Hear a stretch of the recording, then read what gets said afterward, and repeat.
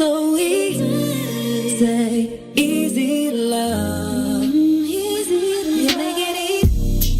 Say, take it easy. Say, feel so easy. Say easy to love.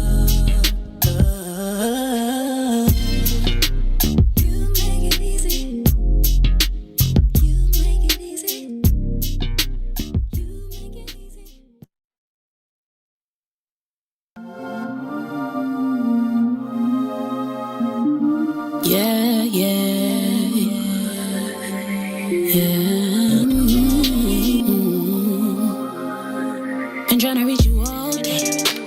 What's the deal? Keep it real, baby. You can't even pick up and call me. Matter of fact, at this point, I just feel that you're trying to play me for a fool. Baby, that ain't cool. No, that ain't cool. See, you've been running around like you've been single, looking for a good time so you can mingle. Got me out here looking stupid. You out here with your bow like a cupid, but I guess it's cool. Guess I was just another hit on your hit list, another good time that you wouldn't miss. But I blame myself for all these feelings that I felt. You were nothing but a savage, seeking no ways you could scavenge. This thing I thought was real turned out to be nothing more than a feel. It's petty love, petty love, petty love, petty love. That's what we got. That's what we got. Petty love, petty love, petty love, petty love, petty love. Yeah. Oh, now you're trying to reach me. Just the other day you call yourself trying to treat. Now it's candy talk, oh baby, can you see me? Cause you can't take what I'm doing. Is that cool? Now that ain't cool. But I blame myself for all these feelings that I felt. You were nothing but a savage, seeking no roads you could scavenge. This thing I thought was real turned out to be nothing more than a feel. It's petty love, petty love, petty love, petty love. Ooh.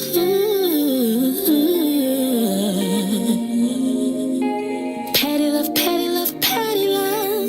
That's what we got. Yeah. Why'd you have to hurt me, boy?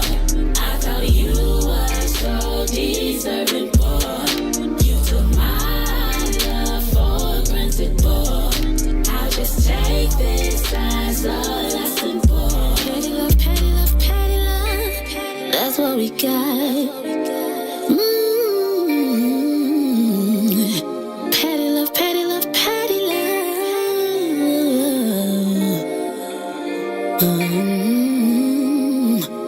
But I blame myself for all these feelings that I felt. You were nothing but a savage, seeking no rules you could scavenge.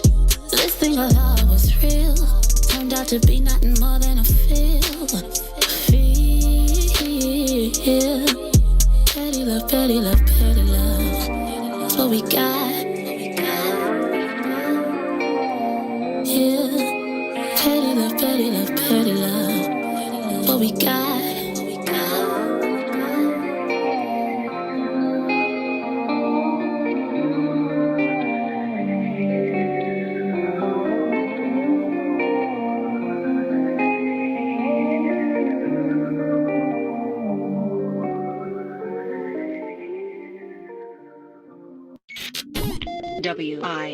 WIFTBPM. Introducing your trusted source for high-quality Black emojis, better known as Blackmoji. We believe Black is beautiful, and that beauty should be reflected in the digital market. Now there is an app that does just that, starting with Black Greek letter organizations. Blackmoji D9 offers more than an emoji app. It is a cultural experience of Black excellence. Download the app in the Apple or Google Play Store to access a specially curated catalog of emojis representing the Divine Nine.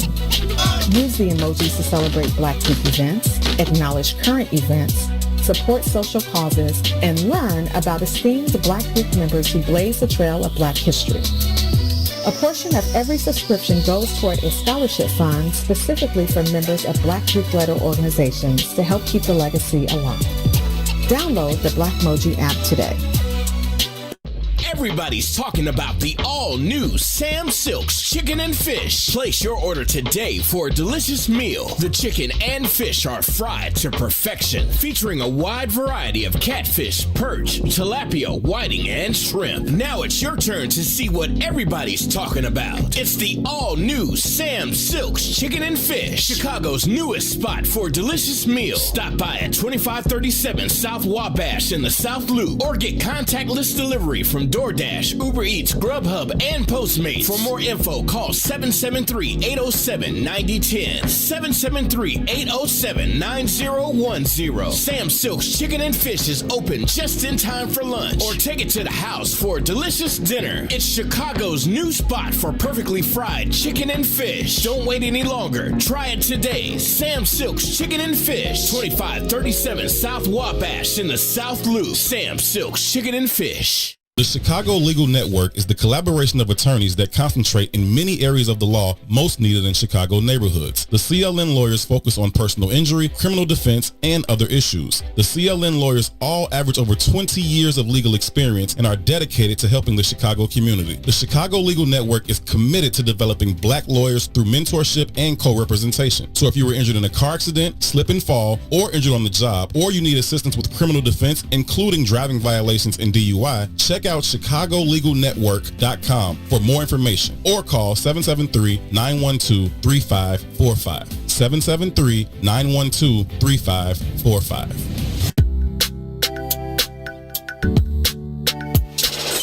Sissy's Taco Bar Pop-Up is back with more hours and more days. Check them out at their new pop-up location at The Woodlawn, located 1200 East 79th Street. Sissy's Taco Bar offers authentic street tacos infused with international soul. Now every Tuesday, Thursday, Friday, and Saturday at The Woodlawn from 12 p.m. to 7 p.m. New vegan tacos have been added to the menu too. Visit SissyTacoBar.com for more info. Let me ask a question. Do either that son or your grandson smell like transmission fluid? We trying to find Ruthie a husband. You funny ladies. Trying to find Ruthie a husband? We trying to find Ruthie a husband. You heard that good, Let me ask you, Rogers, what does Ruthie need to do to find her husband? I listen to her little voice. I like that little passing voice she got. Hey, she say... I know you kind of small, ain't you? She said you got a pension? Huh? She said you got a pension? Look here. I'm coming down to the... Where you on station located at? Where y'all located? We down here in Bronzeville. Look, this is what we gonna do. We gonna get you. We gonna do a love connection off the line. Rogers, I want to tell you, man, thank you so much for calling. You all downtown somewhere? Yeah, we downtown. I'm gonna put y'all talking about it. Matter of fact, I'm gonna get the address. I'm gonna come into your station one morning. We gonna have you come down. We gonna have you and Ruthie, and we gonna have you sit I'm right an early bird anyway. Ruthie, you can be the grandmama, the great grandmama of over 110 children. I love big families. You know what I'm saying? 110. That's why we shine wherever we go. We shine wherever we go.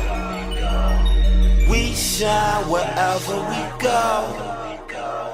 We shine wherever we go. Lord, Lord. Welcome to the mind of a pothead.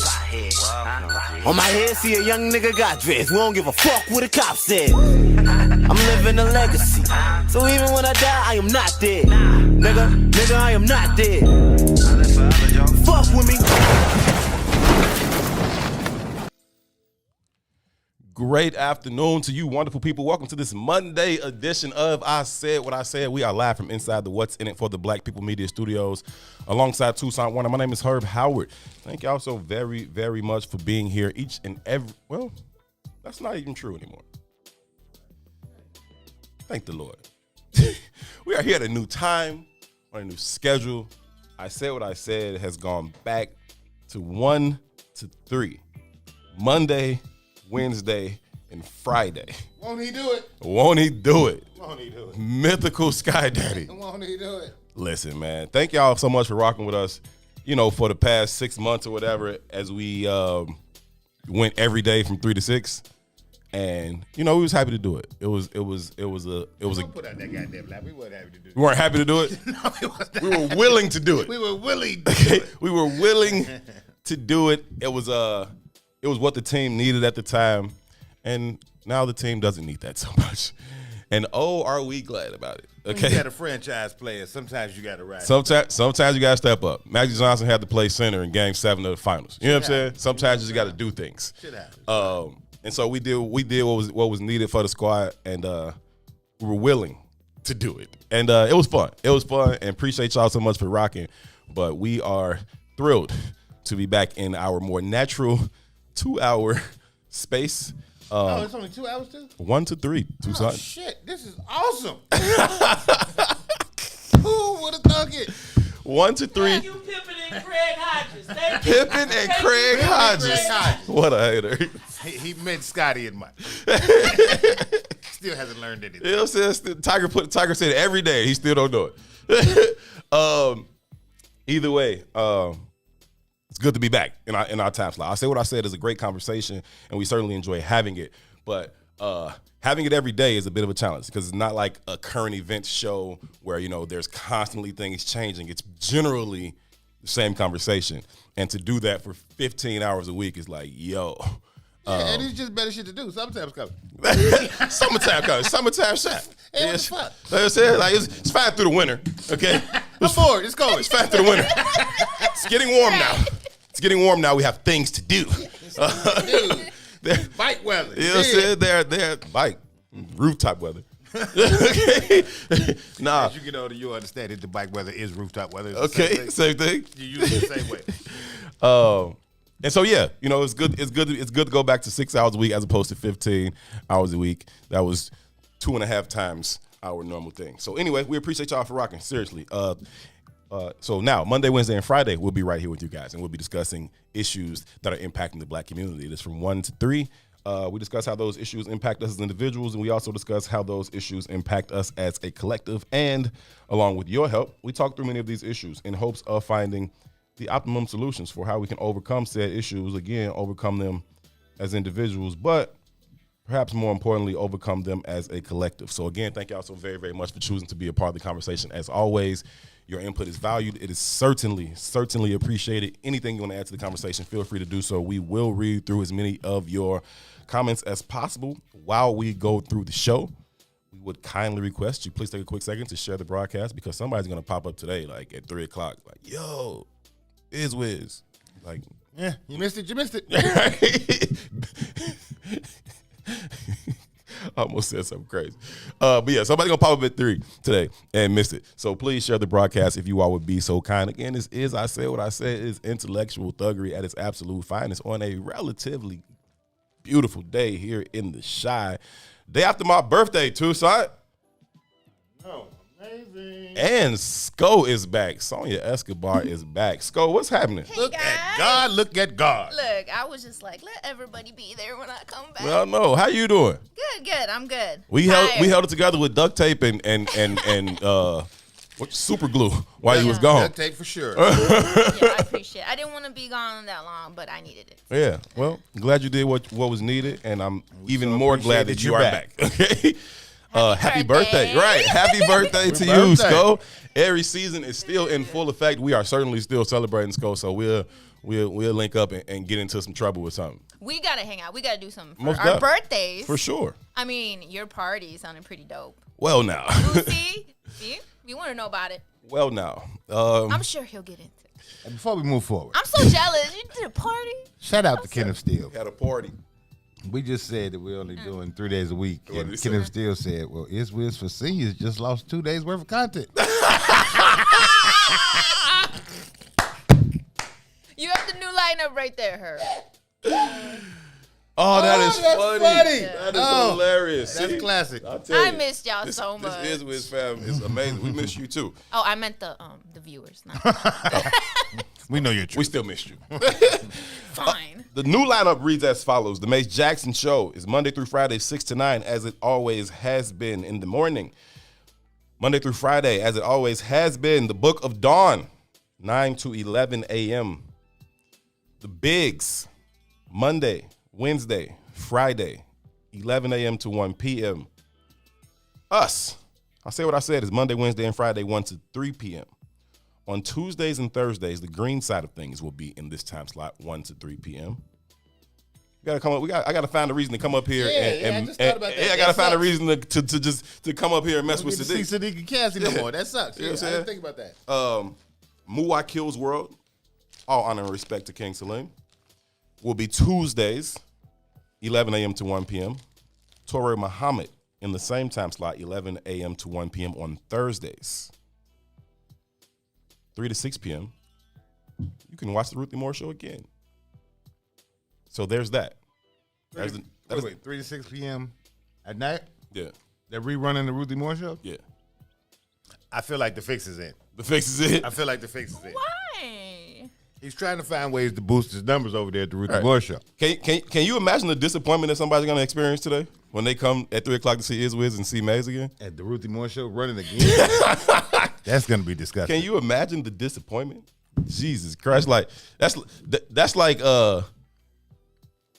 expecting a chocolate chip and it's the raisin joints or whatever. Like that's That's the black jelly bean? That is the black jelly bean. Not only is it the black jelly bean, it's the black jelly bean when you thought it was like something else. It's like pop without the fizz. Right. That's kind of how I appreciate pop, though. I like pop without the fizz. It tastes better that way to me. That's called juice. Juice?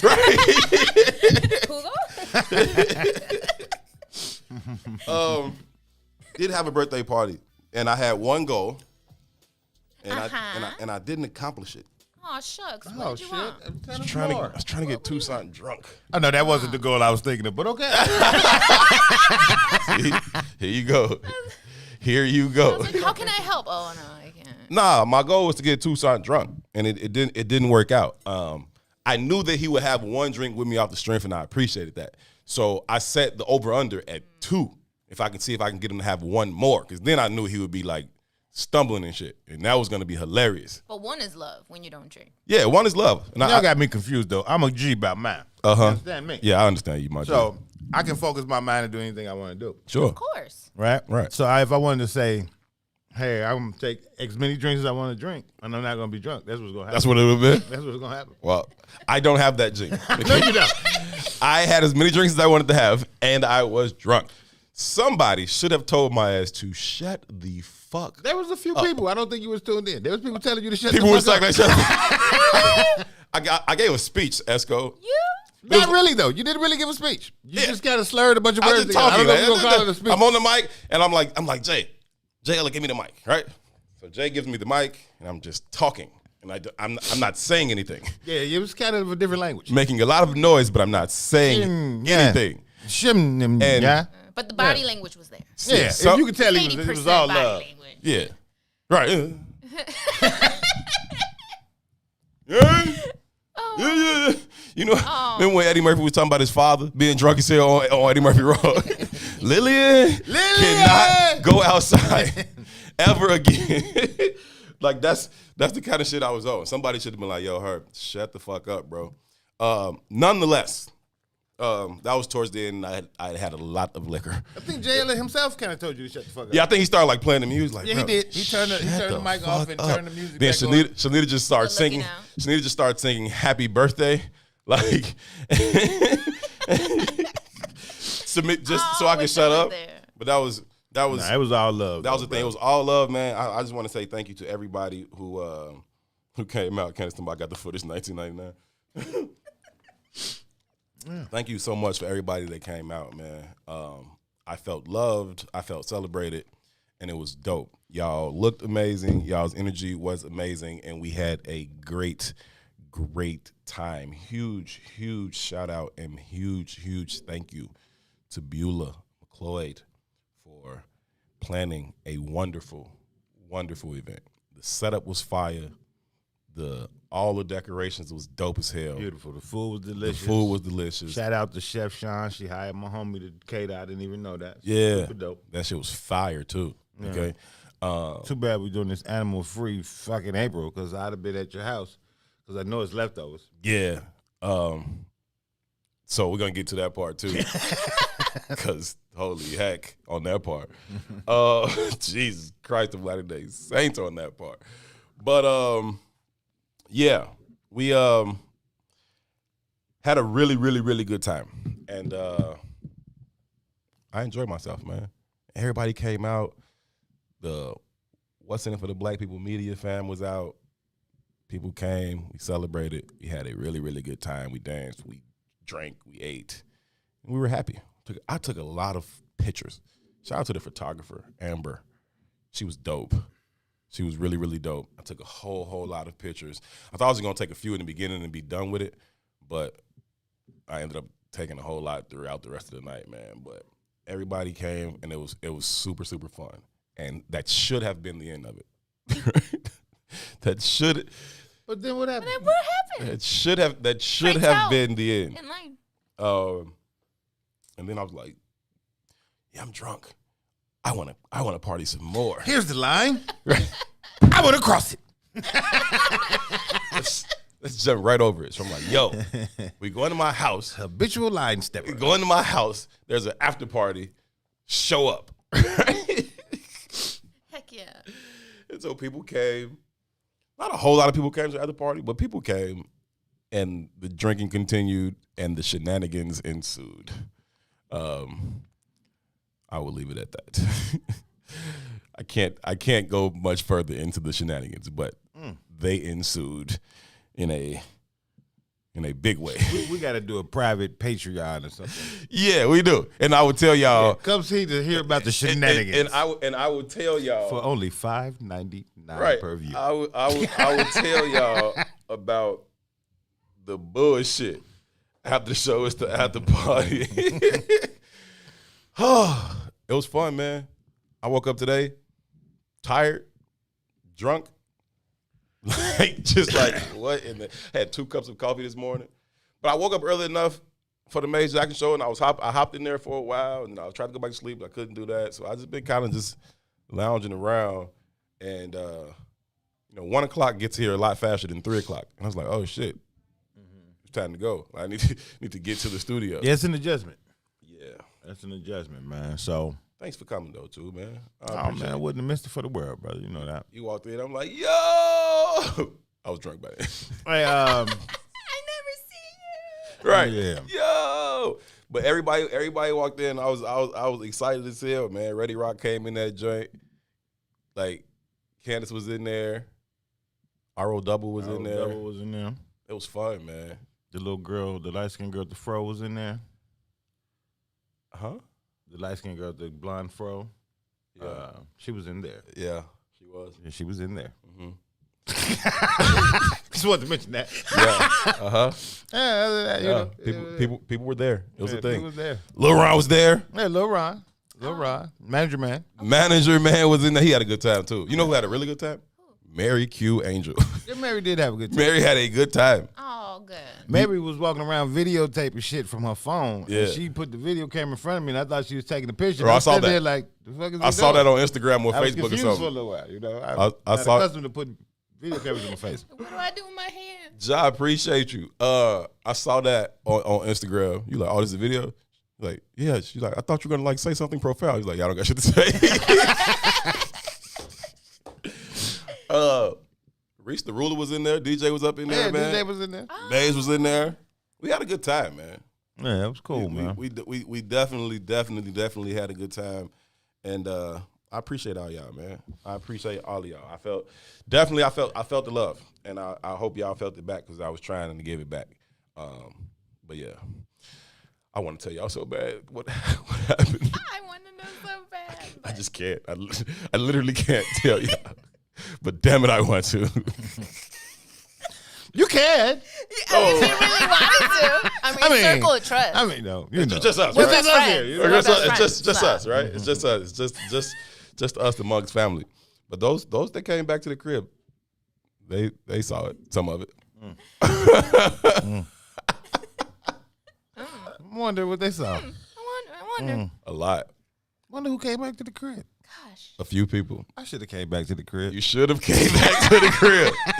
You should have came back to the crib. Oh God! Because holy heck, I hear Maze out there talking about what happened.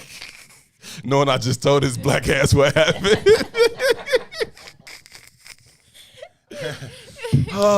It's funny. But anyhow, Yeah. man. I feel a little wiser, a little older.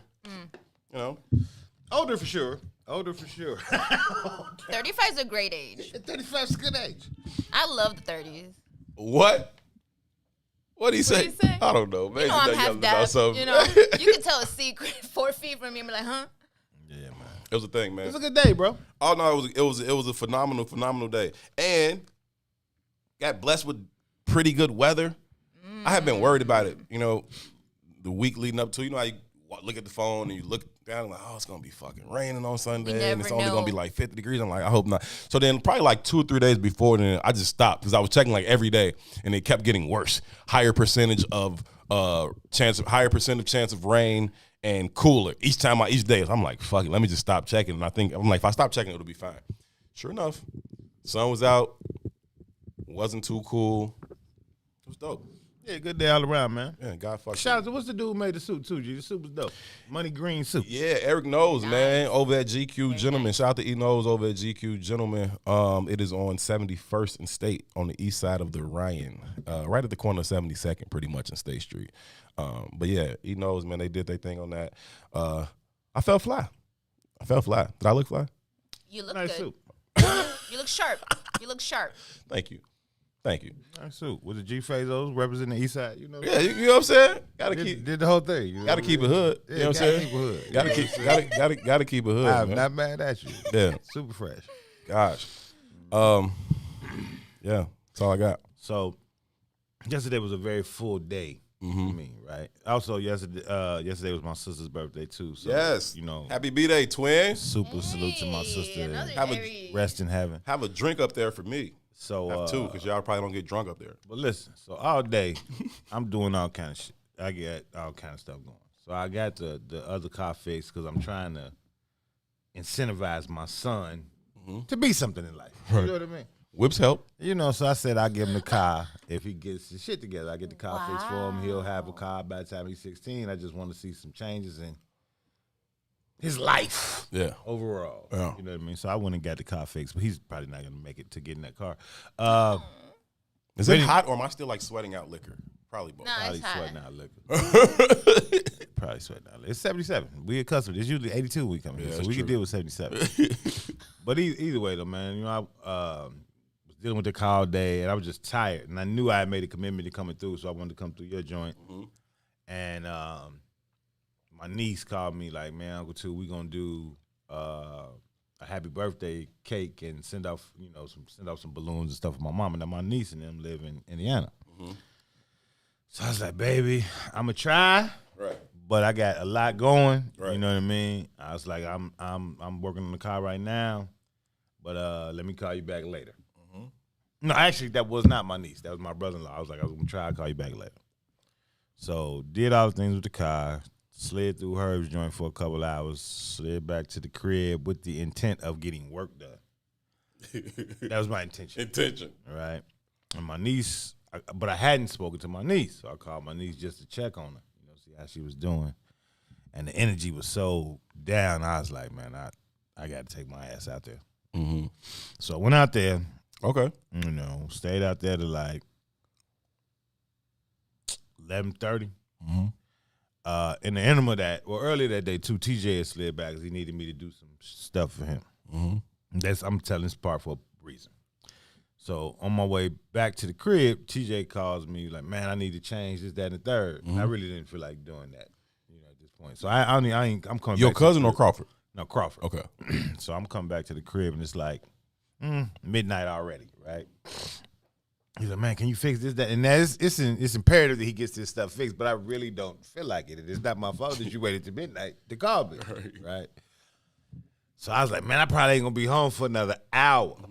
Thinking that will push him away from trying to bother me. He was like, okay, cool, I'll meet you at your house. And I was like, wait 59 minutes later. Right. And I didn't even meet you at my house. That didn't never make this part of the agreement. What part of the game is that? What part of the game is this? I'll come to you. Meet me at the house. So, man, I was like, all right, man. It was imperative that he got it done by this morning. So he slid by the crib at 1 in the morning. We did whatever we had to do. Then we were just talking shit to like 3, 4 in the morning. And then I woke up around right before I got to come here. Yeah, y'all should just came to the after party because that's about time. We were still kicking 3. I'm sure 3, 4. I'm sure. I had a whole different understanding of what the after party was going to be. Shit was still going left. Yeah, me too. Yeah, shit was still going left. Shout out to my brother Darius. He ain't here, man. He stood in the space. Somebody tried to beat me up last night. Yeah, I can see it. Somebody tried to. If you would have consulted me, I'd have told you that was coming around 4 o'clock. No, there's no way you could have foresaw this. Okay. Like, not this. Okay. Not this person. Like, Okay. Okay. I know what you think. Okay. It wasn't that. It's something different. Yes. Okay. It wasn't that. It was something else. Okay. Like it was something else. A few people had to talk about definitely could have.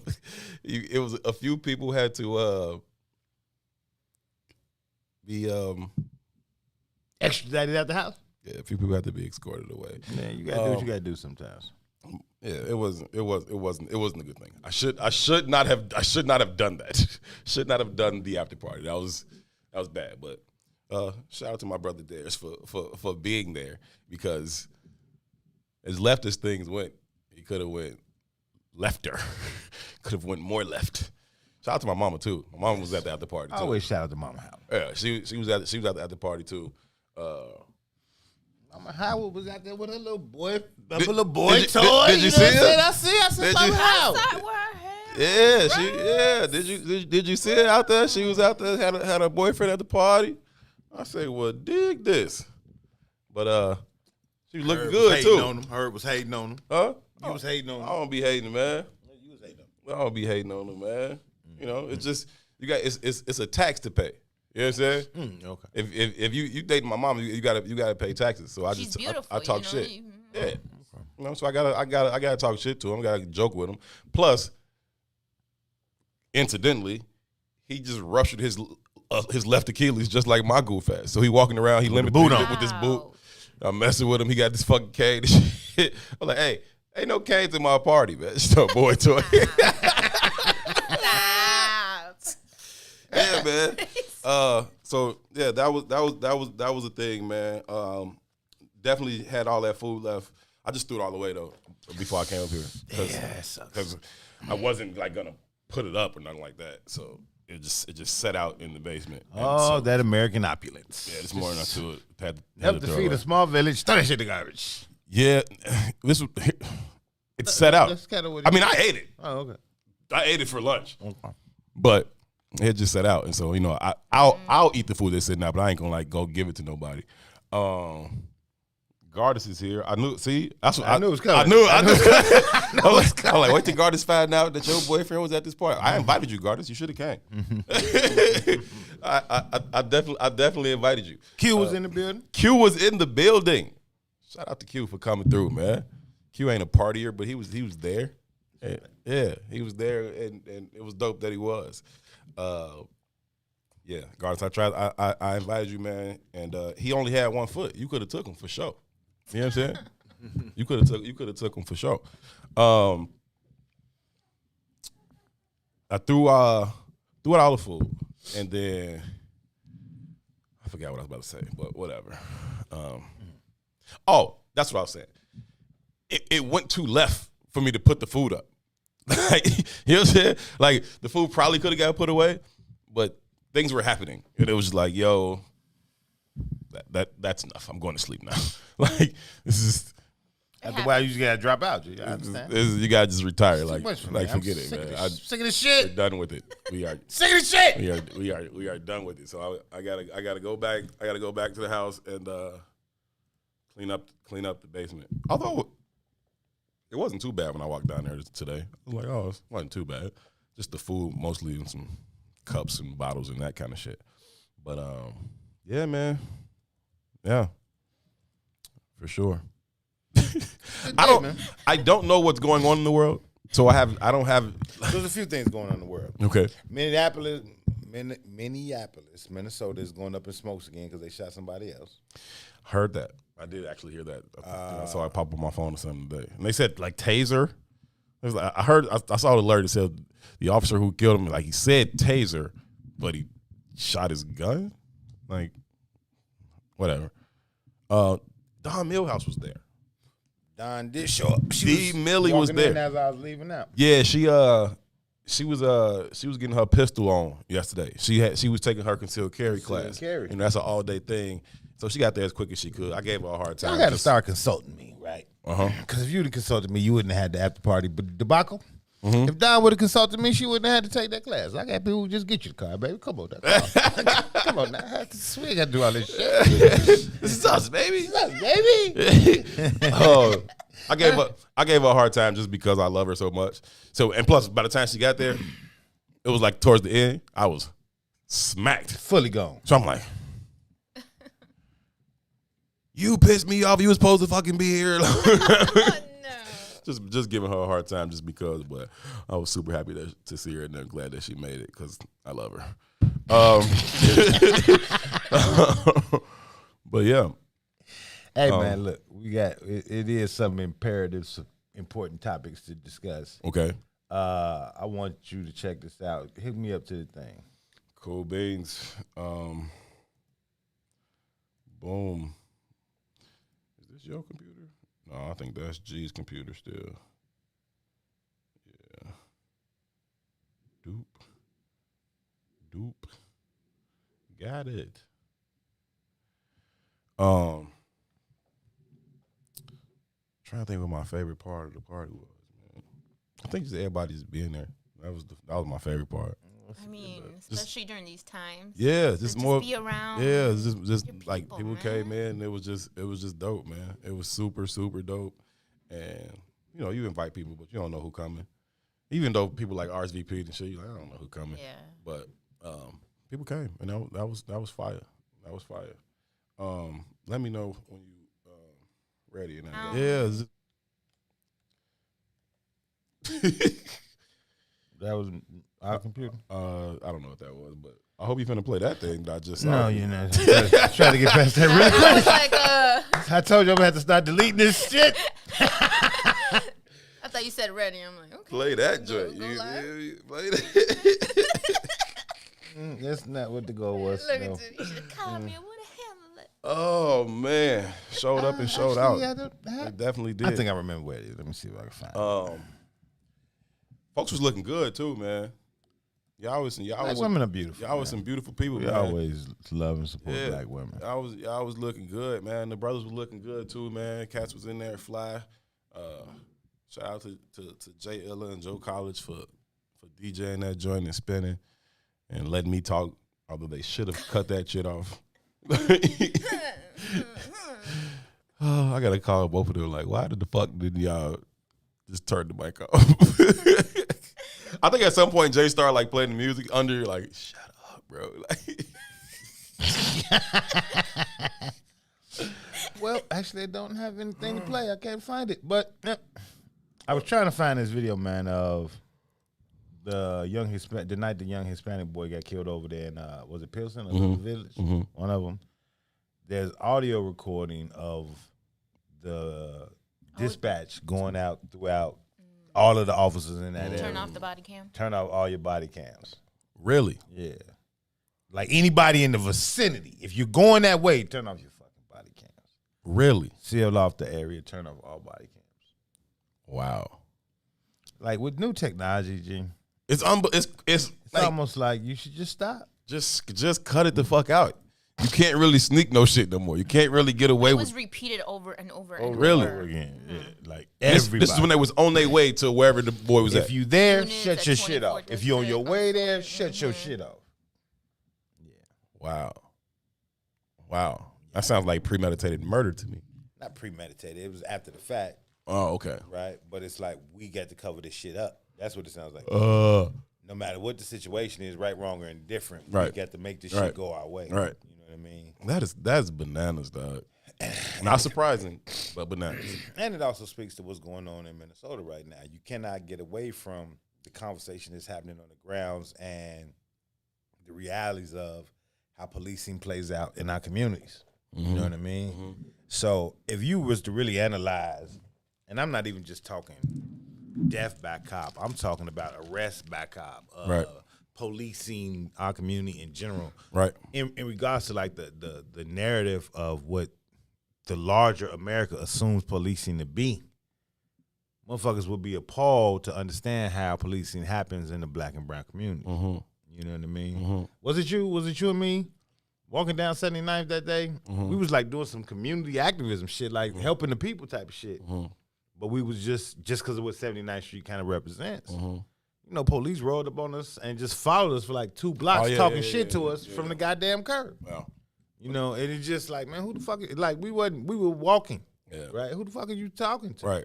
You know, but you say that shit to somebody outside of the purview of our communities, they be like, man, they ain't do that. People don't believe that shit. That doesn't happen. Because it's not normal. Yeah. You know what I mean? And because we just, even outside that, man, I think I told you the story when I was in college, man, somebody had robbed like the Walmart or Target or something down there. And I know exactly who did it because he ran past us and he was hiding in the house we had. You know what I mean? But put it in perspective, in college, I was probably like 5'11", maybe 5'10", 180. You know what I mean? This dude was probably like 6'3", right? Dark skin. Same description. Yeah, same person. shit, right? So and I was ignorant, you know what I mean? So police rolled through that way and was like, hey man, we just got a report that XYZ got robbed. Right. And they was like, do you mind riding over there because you fit the description? Wow. Talking to me. Right. They was like, well, they said he had a blue coat on. Right. Right. So I happen to have a blue vest on. And I'm ignorant. I don't know no better. Right. You know what I mean? I know who did it. So I'm like, ain't no way they gonna confuse me. Right. And in some ignorant part of my mind, I'm like, let me help my homie out. Right. Throw this shit off the trail. Right. You know what I mean? I get in the car with this fool. They're like, yep, that was him. It was like 4 people, G, and 4 of them was, 2 of them was like, yeah, that's dude. That's wild as hell. And I was sitting there like, you got to be bullshitting me. about to do a dime for no reason. For no reason. Like, You know for what I real. mean? For real. I was watching the Bears interview. The Bears got a new corner named Desmond Trufant, right? Desmond Trufant is, I don't know, he's dark skinned. He does have long hair and a beard, right? But during his interview, he has a huge picture of Nipsey Hussle on his wall. I just want to acknowledge real quick. I have the audio if you want. Mace Jackson is like the 6th heartbeat. He wants to be a part of this show so bad. He's screaming through the walls right now. I don't know why he don't just come sit down. He might well. He wants to be on the camera with us so bad. Just come sit down, man. You got the audio from the police thing? Oh, okay. So there's a huge picture of Nipsey Hussle behind him, right? So he's giving this press conference virtually to Bears media. And one of the reporters, I think it was Mark Grody, who works for The Score. Mark Grody was like, "Is that you? What's up with that picture there? I see you got a picture of yourself hanging behind you." Oh, wow. Desmond Trufant was like, no context. Wow. "That's not me, fam." He's like, "That's Nipsey Hussle." He's like, "Who's Nipsey Hussle?" He's a rapper, and he died like a year ago. You been mad, right? How disconnected they are in regards to like how connected the things we are. They legitimately live in different worlds. But you know that picture of Nipsey Hussle is from that side profile. He's got the prolific tattoo on his face and all that shit, and he's got his braids. That picture, right? Mm-hmm. Doesn't fucking look like Desmond Trufant, except they both have long hair and a beard. I'm gonna ask you though, Desmond Trufant dark. Do you think you could distinguish, like, let's say you saw a random white person early at 9 in the morning? No, right? No, same world they live in. This I say that all the time when I'm like away, like on a resort or something like that. You know, my personality is big, it's fun. I'm making friends everywhere and shit. And so when I'll hang out the night before at the bar and we talking shit and yada, yada, yada, making friends. And so next morning I'll come out of my room and people are like, yo, Herb. And I'm like, yeah, I don't remember y'all like that. You know what I'm saying? Like, it's a blur of whiteness. Y'all all remember me because I'm the only black dude here. Yeah, you know what I'm saying? Like maybe it's easy another one or something. So y'all, it's easy to finger you. Y'all remember me, but it's just everybody's here. Everybody here is white, so no, I don't really remember y'all like that. So I'm like, hey, you know, good to see you, you know, and that kind of shit. But I also think it's just the very nature, though, right? I don't think we pay that community that much attention, right? It's just like I tell people all the time, like you go to any random lunchroom and it's in anywhere in the country at lunchtime, right? You're gonna see groups and tribalism, Sure, right? Sure. This group is with this group, this group is with this group, this group. The artsy folks over there, Right. the skaters are over there, the stoners are over there, right? the You're hanging athletes out with your people. Yeah, You know what I mean? So, in essence, I think just by the very nature of our design, like we pay attention to those who are more relatable to us, i.e., those other people just kind of moving through the stream, like they're not getting that kind of a focus. You know what I mean? And the lunchroom is a way to just kind of quantify it in real time because you can see it happening. Right, you go in any lunchroom, the kids, it's gonna be tables of people dressed alike. Absolutely, you know what I mean. Absolutely, and it plays out in just life. So you know, I don't pay white folks that much attention. Yeah. So if you walk past me at 10 in the morning and walk past me again at 5 in the afternoon, I won't recognize you the same person. I wouldn't recognize that you was a different. You know what I'm saying? Just white, right? You know what I mean? Right. And it plays out with them too. But then you also add on just the negative connotation of blackness is associated with that, right? And it becomes a whole different kind of deal. That implicit bias shit plays in, and you become the hunted. You know what I mean? So it's an interesting thing. So let's go say she got that audio though. So let's let that audio rock. Police, correct? By the police. Scene secure. Everybody can shut off their camera. Scene secure. You want to shut off your camera? Just a reminder, any units on the scene here, 24th and so here, to turn off body cams, please. For the units that are at 24th and Sawyer, please turn off your body cams. Wow. 6 messages of shut off your body cam because we just killed a 13-year-old. Units on the scene, units on the way, units in the area. Units arriving, shut that shit off. We got to create this story right now. Right. We control the narrative immediately. Slow this thing down to a crawl and don't let anything get out. Right? That is ridiculous. Y'all just killed a 13-year-old boy. I saw a video, and I'm not sure if it's the video of that kid getting killed. So there's a video of a Hispanic little kid. I don't know how, I'm saying little because teenage at best. Yeah. You know what I mean? But he did have a pistol. Right? But he held the pistol out and was placing the pistol down. And I don't want to say this is the same story because I'm not really sure. Right. But he was trying to alert Surrender. the police that, hey, I ain't got shit else. Right. You know what I mean? And he went to his back pocket to prove that he ain't got shit else. And that's when they let him have it. You know what I mean? But in that vein, that's a justifiable shoot by the parameters of policing. Because the minute that hand goes out of the purview of the police, you justified and letting that hammer go. Right. You know what I mean? Right.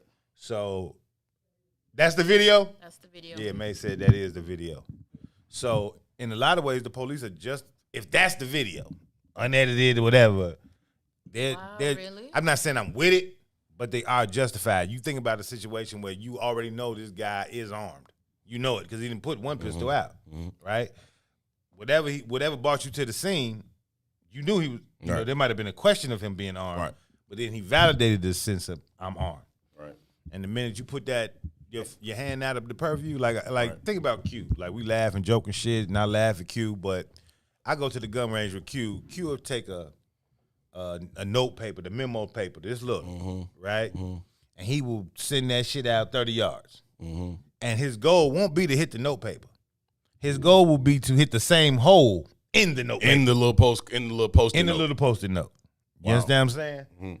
So when you got people with that kind of a skill set with a pistol, you can't move your hands fast. Yeah, but when you're unskilled, but you don't know. You don't know. The hand. You don't even see the weapon. If you're skilled, you wait to see the weapon, then shoot. Well, but you don't know if you're unskilled or skilled. Who's the skilled person there, right? And then you got you're an officer, you should be skilled. But they're not though. That's a misconception That's the problem. You know what I mean? That's another misconception. You know, and they're not skilled not only in like physical tactics. They're not skilled in mental tactics. You You know, no de-escalation tactics. I think in order for them to like get certain pay raises, a higher rank, they got to do X amount of new trainings per year. But even when you start counting those X amount of new trainings, it's like, go for a weekend and you get the raise. Yeah, it's still ain't not the amount of time that say like Q put in at the like, range. yeah, you know? like You know what I mean? that's right. That's not at all. Like Q's a much better shot than I would assume probably 90% of the Chicago Police Department. I'm sure. You know what I mean? Probably I'm sure. more. I'm sure. Like you probably have to be a Chicago police marksman to compete with Q. Right. Yeah. He putting a Post-it note 30 yards out and shooting through the same hole. And that's just the shooting shit. Again, Q's not, Q's from our community. So you get somebody outside of our community who's coming to the conversation with the implicit biases that they come with, the lack of skills and fear. And fear. Be clear, they scared. And fear. You put your hands behind your back, you got to be prepared for what comes. I mean, shoot him in the arm or the leg, but the chest? But anybody that tell you to do that. they're not trying to do that. Nobody's trying to do that. And there's a misconception too, like that you get shot in your leg, you can't die. You could die. I literally had a friend die from getting shot. Yeah, you could die. There's arteries everywhere in the body. You know what I mean? You can die. So the goal is to lay you down. And another part of that story, back to Don's training, that gun training, the conceal and carry training. One of the things they tell you in conceal and carry is when you shoot to kill. And it ain't just about stopping the predator. It's dead men don't tell stories. Yeah, it's about controlling the narrative. It's about controlling the story. Yeah, dead men don't tell stories. Yeah, when you dead, you only competing against your story. Yeah, my story versus dead man. I hear you, Ready Rock. I think it's both. The hate is definitely there, but they are absolutely afraid. They scary as hell. Like, it's a bunch of dudes who are in communities that they otherwise wouldn't even step foot in without that damn gun and badge. They scared as fuck, and they hate you, right? So, the first thing they're gonna do is shoot. And like you said, they train to kill. They shoot to kill, and whether you're 13 or 50 don't really matter. That's terrible. It's terrible that the young brother was, going down the path that he was on anyway. But it's also terrible that he died that way. Like, you put the gun down. Like, he's 13. He don't understand. Like, don't do shit. You know what I'm saying? But even if you saw what they did to the lieutenant in the Army? I did. Like, in uniform.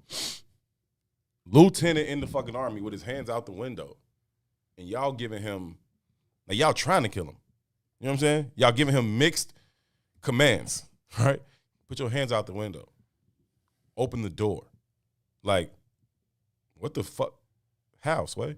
Like, you know what I'm saying? Like, and he like, man, look, I ain't. And then y'all just pepper spraying them and yelling and all this shit. Like, why y'all so excited? He talking to y'all calm as hell. Y'all excited because y'all don't know how to de-escalate shit. All y'all do is escalate until somebody dies. And I just hate it so bad, man. I hate it so fucking bad. There's another video, a dude was like taking his trash out. He comes out his house, take the trash out, and the police just run up on him like wild as hell. Like I hate it. We gotta take a break. We come back from break. We'll have more conversation. This is I Said What I Said. Back in our old time slot, Monday, Wednesday, and Friday, 1 to 3. His name is 2. My name is Herb. We'll be right back. The Chicago Legal Network is the collaboration of attorneys that concentrate in many areas of the law most needed in Chicago neighborhoods. The CLN lawyers focus on personal injury, criminal defense, and other issues. The CLN lawyers all average over 20 years of legal experience and are dedicated to helping the Chicago community. The Chicago Legal Network is committed to developing black lawyers through mentorship and co-representation. So if you were injured in a car accident, slip and fall, or injured on the job, or you need assistance with criminal defense, including driving violations and DUI, check out ChicagoLegalNetwork.com for more information or call 773-912-3545. 773-912-3545. You're listening to I Said What I Said with Toussaint Werner and Herb Howard. Well, what was the power of the Bible? Most motherfuckers couldn't read. So the Bible legitimately changed the world because motherfuckers began to learn to read. And once I can learn to read, wait a minute, I can question some of this bullshit you talking about. What school you go to, though? It don't matter. A mind is a terrible thing to waste. I went to Dunbar. Yes! Let's say Dunbar. for it. Good. People disrespect the city schools. This Chicago. And I'm a motherfucking genius. And that's on period. Shout out to the mighty man. No, I'm just playing. But seriously though, think about it though, right? The Bible legitimately changed the world, right? What's up, good people? You're listening to I Said What I Said with Toussaint Werner and Herb Howard live on What's In It for the Black People Media, Monday, Wednesday, Friday, 1 p.m. to 3 p.m.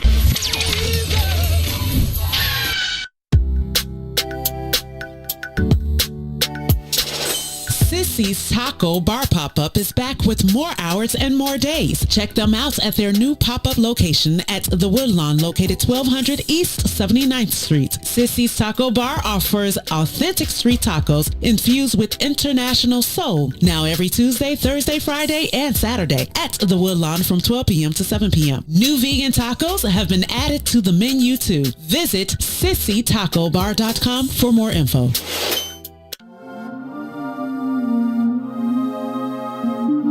Yeah, yeah,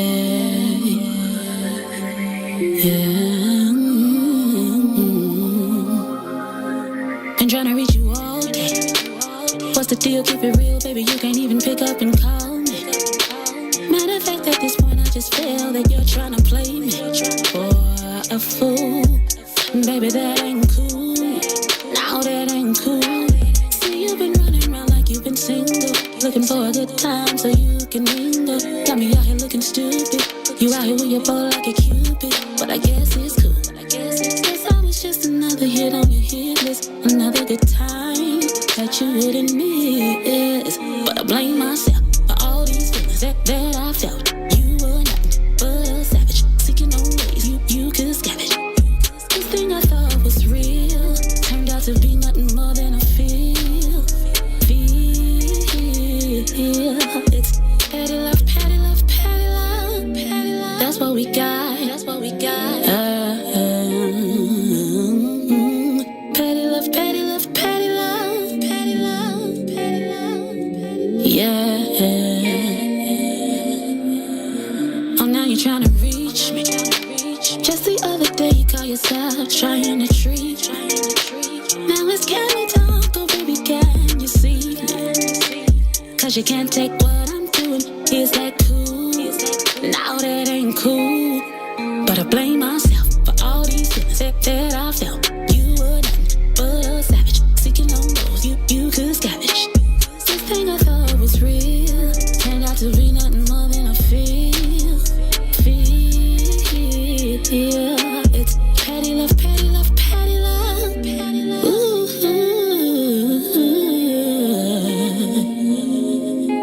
Petty love, petty love, petty love. WISTVPN. Live from What's In It for the Black Media Studio.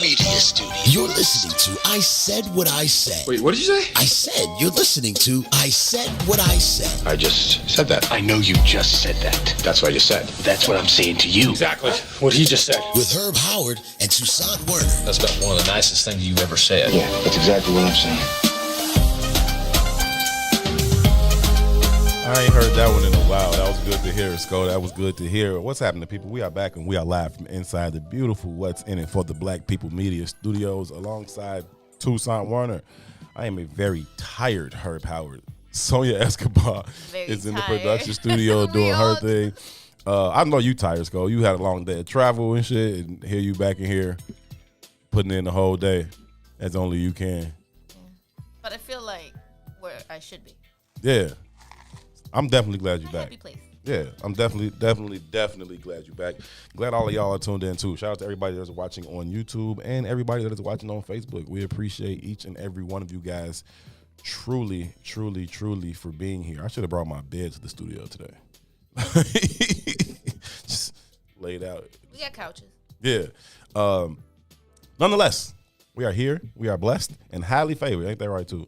Always, brother. Always, man. Wrapped up the last hour with some conversation about some of these police shootings. Another one in Minnesota in which I saw somebody commented about that the police chief was at a press conference, and I'm assuming that's that black dude, right, who testified in the Derek Chauvin murder trial last week, and they said he was up there sweating, like trying to answer these questions, and it's like, man, you know. stop doing dumb shit. You know what I'm saying? Like that's really just it. And then when it happens, hold people accountable. And then you won't have to be up there sweating. You just showed great character and nerves of steel, in my opinion, to stand on to testify at that trial and say, no, that was a bad shoot. He murdered him, right? And that was outside of the training. So I think that because of that, if you can do that, then what you nervous about this time for, right? Be consistent. That's all I'm saying. Appreciate you, Miko. Thank you so much. Shout out to Maze Jackson. Uh-huh. So last week when we was here, he told us to watch this film called Exterminate All the Brutes on HBO Max. Yeah. And I usually don't take advice from Maze Jackson, but for some reason I felt like, why shouldn't I go watch Exterminate the Brutes? And I went and watched it. Gee, if you've About not the taser, right? Right. If you've not seen the Exterminate All the Brutes, go watch that shit today. Yeah, I will. Right? Because it gives You said it's on what now? Netflix or some shit? HBO. I Okay, just cool. turned it on HBO. Okay. But it gives a detailed description of how white supremacy is maintained and spread throughout the nations. Historical account. Right? And when I talk about when we start to understand like the murderous tactics that they have always employed, and the levels that they were, like the levels of brutality that they deal in, it goes back to the statement that I always say, that the definitive of a man is, can you whoop my ass though? Until we get there, this shit is a mute point. That's real. This is light shit in comparison To the things how that they have they done. came to become who they became. Yeah. You understand what I'm saying? This is what they've learned. And They've done. it's like it's killing without conscience, right? Yeah. So to think that you're going to be penalized for what it is has been their methodology for maintaining power from the jump. That's not a real thing. It's not a real thing, G. Yeah, this is what they always have done. They kill and conquer. It's what they do. They rape and pillage. It is what they do. It is what their entire history has been. Never stopped. No. It's what their entire history has been. Matter of fact, we're at a calm point in the trajectory. Right. Oh, as you know, in comparison to some of the shit they have done since the beginning of time, yeah, like it's what they do. But it ain't even. Well, it's ancient history. They fucking. And then there's recent history. Yeah. Right. And at every part of that, the brutality associated with whiteness, white domination, and white rule, it is the tactic. It is the strategy. It's not like happenstance. So we came to this, or the Indians was acting crazy, or the Africans was acting crazy. Right. We just couldn't get them to act the way we wanted them to act.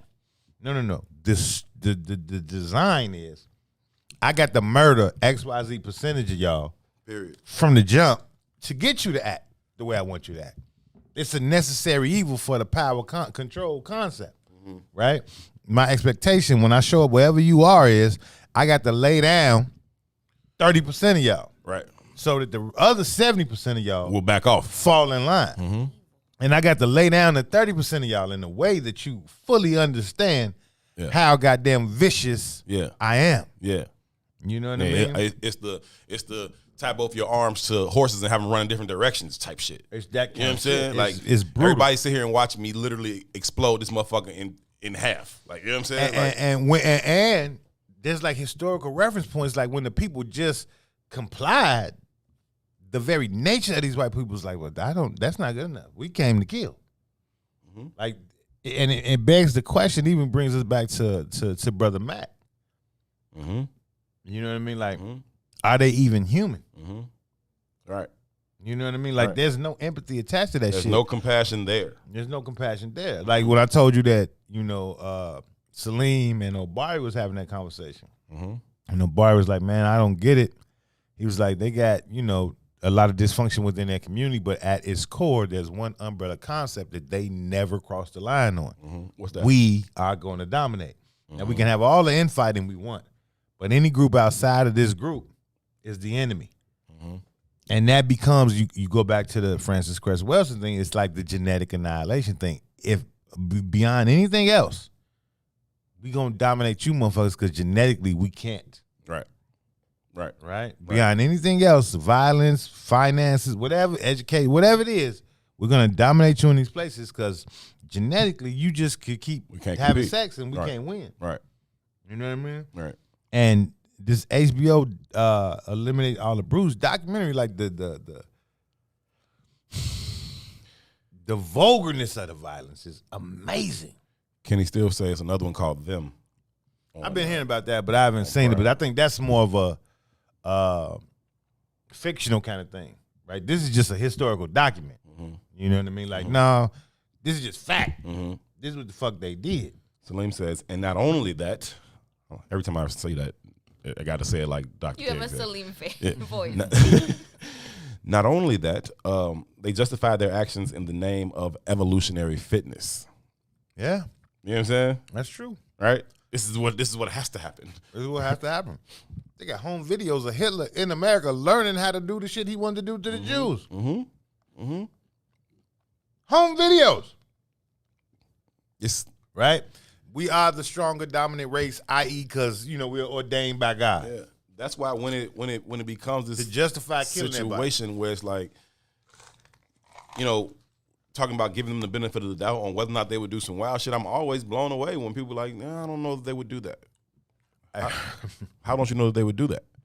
You know what I'm saying? I don't have the comments up, but if you scroll up the microphone for just a hot second, man, I think it was Cherie. The fact that they did the spicy whites so bogus made me pause.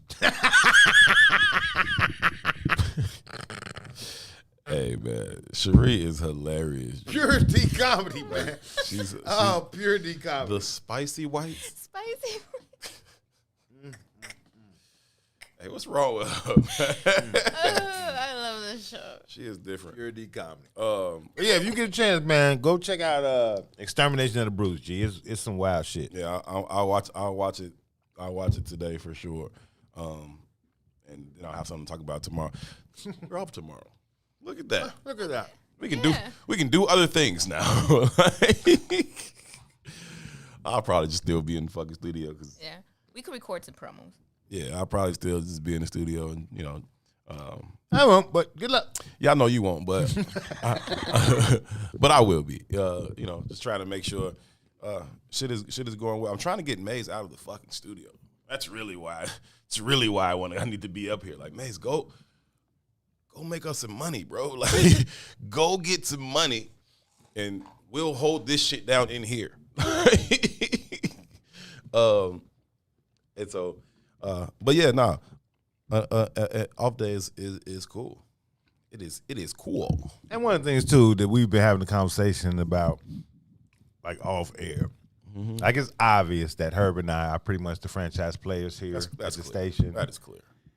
That is clear. There's a lot of jealousy that kind of circulates because we can kind of, people was asking me at your party, like, what you all talking about this week? And I gave them my standard response. We don't fucking know. We show up at the door and say, "Turn the mic up." There's some envy in that. You know what I'm saying? When you put 1,100 hours, 11 hours of preparation into your show and still not quite is Wiz, then you kind of resent people who don't do that. And that's also part of our problem, right? It is. We're too good good. at shit. We're too good. We're too good at shit. Well, commentary versus analysis of real, actual facts. No, I don't know. Silence, say quiet. But because we are, it's like we don't we take it for granted. Yeah, we don't put in the work, right? Say like Salim, we talk about how much like notes he be having and how everything is so.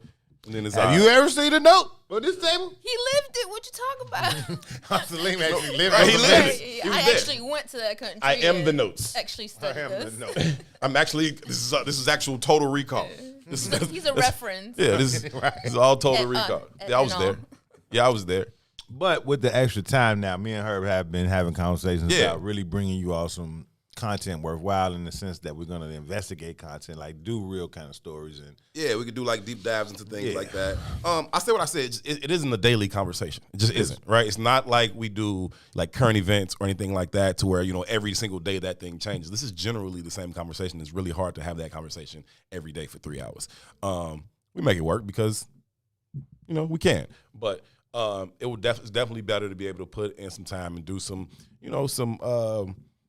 pieces that are a little bit deeper, but also to be able to get the segments in that we like. We used to do different segments when we was just doing it, a couple of times a week. We used to do things like definitely a white person.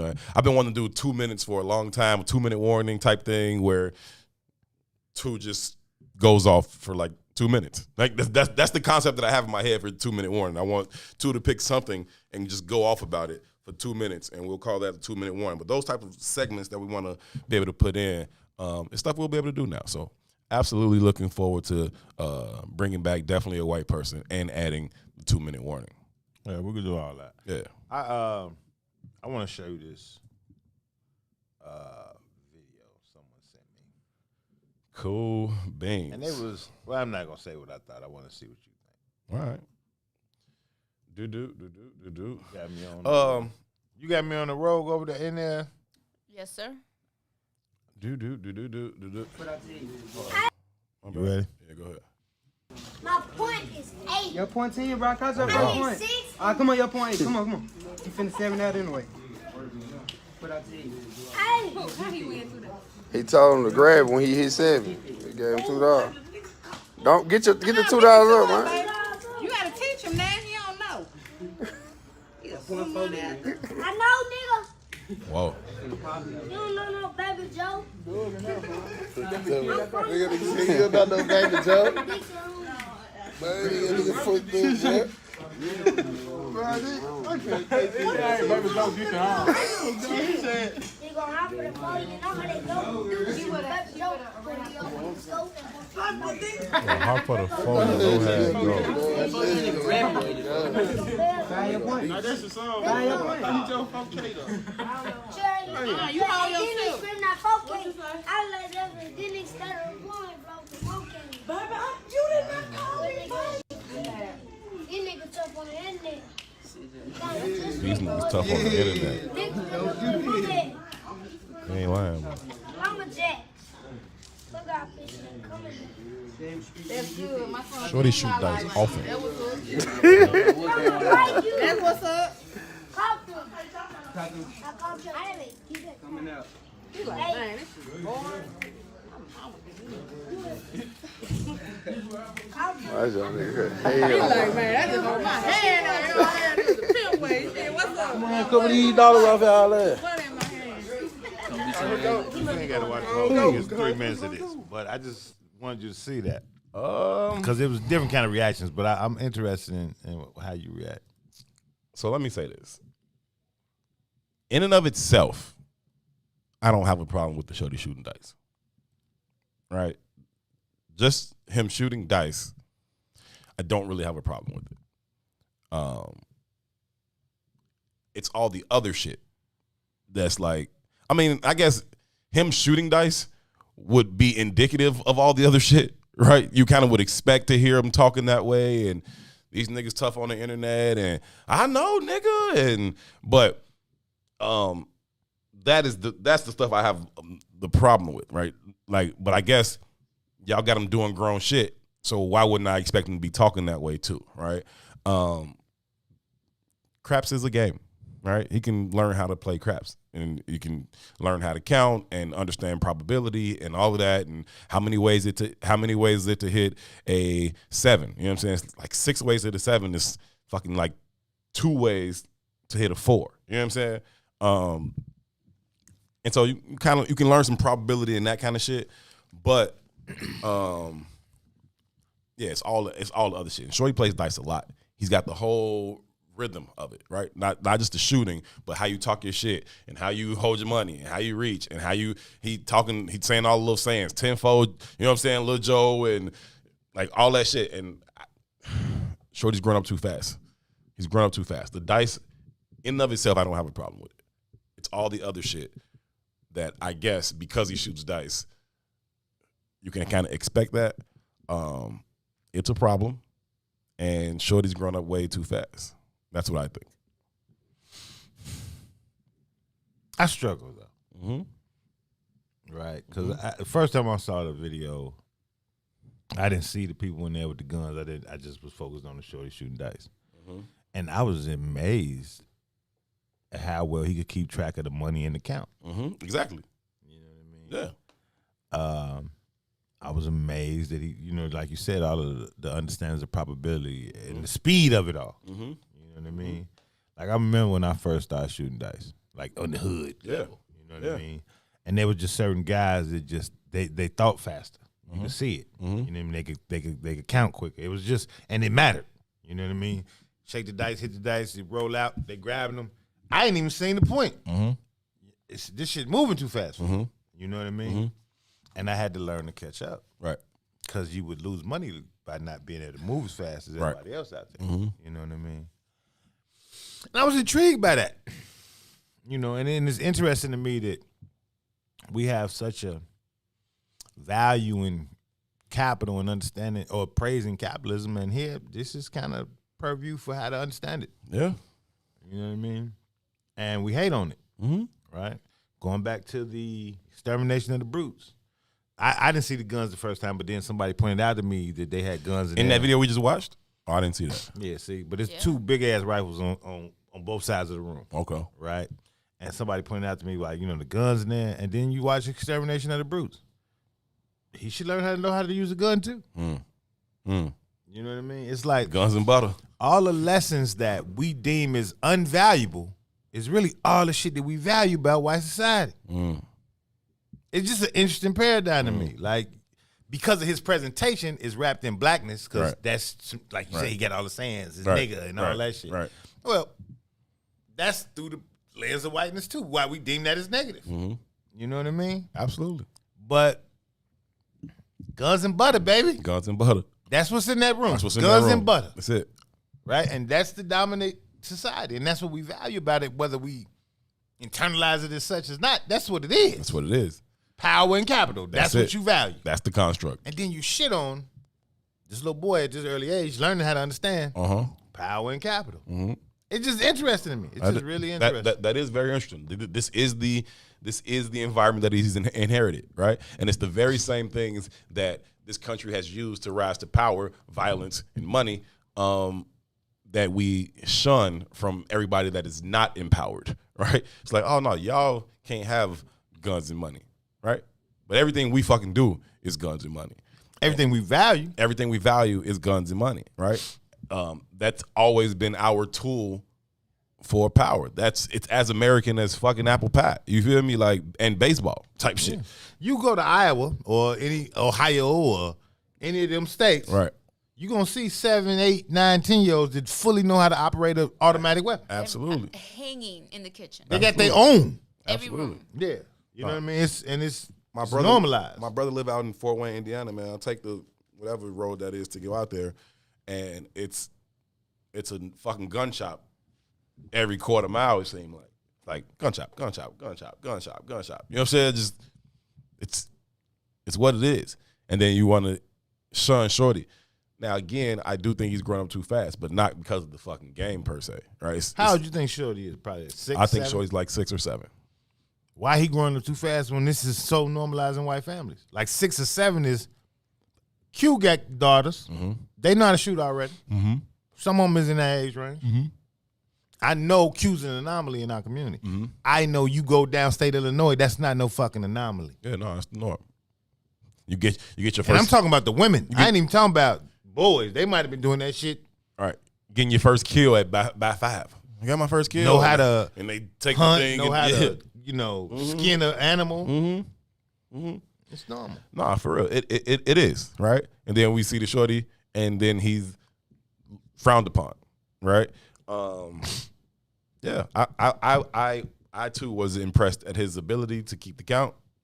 I was impressed that he understood. He didn't need help with nobody counting for him. Like he kept up with his money, the money on the floor, and the dice, and the other Shorty. And he your 0.5, you ain't finna hit that. He understands the probability of you hitting a 5 versus a 7, right? you're gonna get a 7 before you get a 5 most times, and it's just the probability of the dice. And he understood that. He understood that, and then he also understood 6 and 8. He's like, no, my point 6. He understands 6, 8. So I can hit a 6 and 8 for sure. Let me double down on that. You know what I'm saying? Let me get a side bet on that. I caught that die. I caught him. Yeah, right. He's keeping up with a lot of shit in his mind. Yeah, there's a lot going on in the dice game. When the motherfucker grabbed his money, he knew it was supposed to go. When he won, he knew he was supposed to grab his money. Yeah, he's keeping up. If you aren't familiar with the dice game, especially at the street level, I mean, it's one way at the casino, and that is a lot going on there the too. Casino different too. Yeah, but on the street game, it's just a lot. A lot of people are talking. A lot of deals, Side betting, a lot of deals are being shit. brokered. You know what I'm saying? And everybody, you're trying to keep up with all of this as you go. And for a 6-year-old to be able to keep all of that, I don't know, in perspective or have it all under control is pretty good. It's pretty impressive. I just thought it was interesting. Man. Yeah, I'm glad you showed that. That was good. I thought it was more interesting the comments that was coming behind it. Mm-hmm. You know, and it's just a very interesting thing, man. About what we deem acceptable versus not, and what we value all simultaneously. Mm-hmm. The shit that we value is attached to everything that little man is doing, for sure. And then we shit on everything that little man is doing. Yeah, everybody that got on Jordans and he got on this fresh Nike jumpsuit. He dope boy fresh in this joint. You feel me? But you know, you talk shit about him. But he had his water singles. He was betting and he can count more. He count better than most adults I know already. For sure. And keep it all in your head. It's like I was telling y'all last week that I do all my math in my head. I don't really write the shit down. I don't really know formulas and all that. When I was in 7th grade, we had this social studies teacher named Mr. Arsenal at Bryn Mawr, and he would start off every single classroom with a brain teaser called Thinking of a Number. And he would just walk in, he'd say, thinking of a number. Number's 3, take that, triple it. Add 1, divided by 2, what's the new number, right? And so you just go through your head like that. And to this day, I play Thinking of a Number all the time, right? I do it all the time just because I think it's a good math exercise. And sometimes people are like, are you like a script? Like you remember it? I'm like, nah, you pick a number. I can just do it. Like, you know what I'm saying? And you can too if you just listen and think. And you know what I'm saying?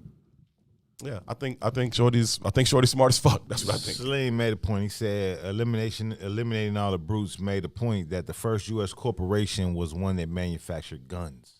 First U.S. corporation ever was one that manufactured guns. I.e., the stamping, the idea of this place was built out of this. Yeah, violence and power. It is American. Yeah, it is woven into the very. It is white. It ain't even American. That's it true. is white. That's true. And that's kind of what I'm saying that this documentary kind of exposes, that this is who the fuck they are historically through their inception in time. This is who they are.